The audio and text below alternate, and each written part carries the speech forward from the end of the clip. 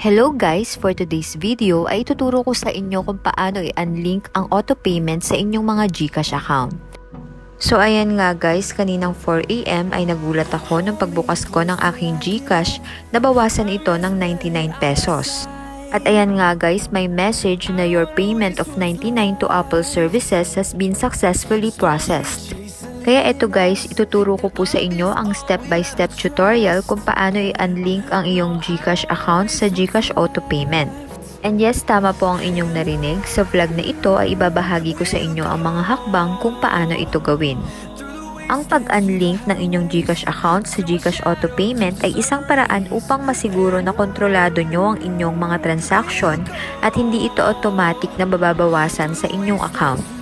So ayan guys, ang first step natin, punta tayo sa App Store. Then, click Subscriptions.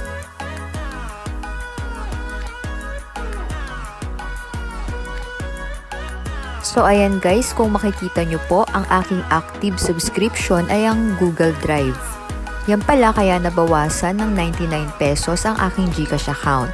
So para hindi na po siya magbawas, pwede na po natin i-cancel ang subscription. So that's all for today's video guys. Sana po ay nakatulong ang video na ito.